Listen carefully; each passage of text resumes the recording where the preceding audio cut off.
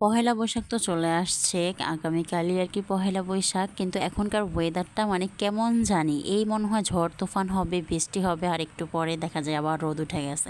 এরকমই ওয়েদার এখনকার। তো আসসালামু আলাইকুম, সবাই কেমন আছেন? আশা করি ভালো আছেন। আমি ফাতেমা, আজকে নতুন আরেকটি ব্লগ। সকালবেলা ঘুম থেকে উঠে দেখি মানে তখন 8টা সাড়ে 8টার মতো বাজে। মানে এত সুন্দর একটা ওয়েদার, বাইরে এত সুন্দর বাতাস হইতেছিল, ঠান্ডা একটা বাতাস। তার জন্য আমি, সামিয়া, জান্নাত আমরা তিনজনই ছাদে চলে গেছি বাতাস খাওয়ার জন্য আর কি। সামিয়া এখান থেকে আবার আজকে মাথায় এই যে জবা ফুল, তারপর অ্যালোভেরা, এগুলি আর কি মাথায় দিবে, তার জন্য এগুলি ছিঁড়ে নিতেছিল এখান থেকে। আর ছাদে আসতে তো আমার বরাবরই ভালো লাগে, তার মধ্যে যদি এত সুন্দর বাতাস থাকে তাহলে তো মনে হয় সারাক্ষণই আর কি বসে থাকে। তো আমি আর জান্নাত মিলে কতক্ষণ বসেছিলাম ছাদে। জান্নাতও অনেক আনন্দ করতেছিল, আয়াত পাখি তো ঘুমাইতেছিল, তার জন্যই আর কি ওকে আনি নাই।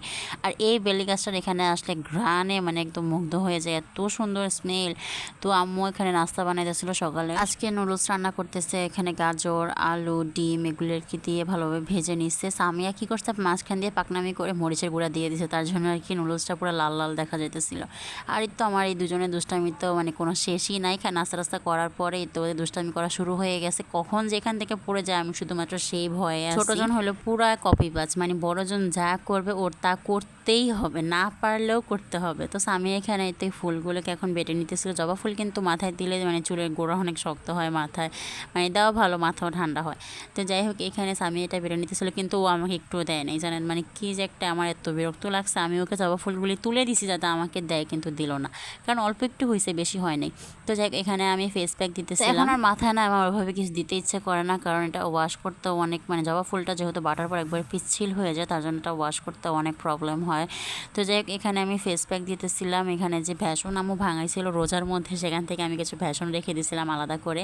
আর তো একটু কফি আর একটু মধু দিয়ে মিক্স করে এখন আমি একটা পেস্ট বানিয়ে ফেসে দিব। এটা দিলে মুখটা এত ক্লিন লাগে, মানে মনে হয় মানে পুরো ফ্রেশ লাগে, পুরোই ফ্রেশ লাগে এটা দিলে। তো তারপরে তো বাচ্চাদেরকে গোসল করাই দিচ্ছি, খাওয়াই দিচ্ছি। এখন বলতেছে, আমি বলতেছি তুমি একটু ঘুমাও, কিন্তু ও ঘুমাবে না। ও বলতেছে ও আঙুর খাবে, তার জন্য তো আঙুর বের করে দিলাম।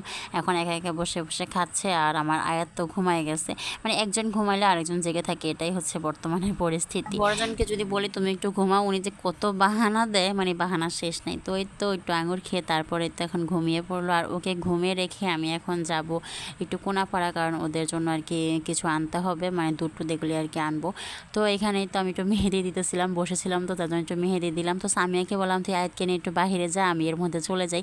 তো এর মধ্যে আবার রাস্তার ভিতরে ওর সাথে দেখা হয়ে গেছে। ও তো বারবার আমার দিকে তাকাইতেছিল, যেহেতু আমি বোরকা তারপর মাস্ক পরা ছিলাম, তার জন্য চিনতে পারতেছিল না, কিন্তু বারবার আমার দিকে তাকাইতেছিল।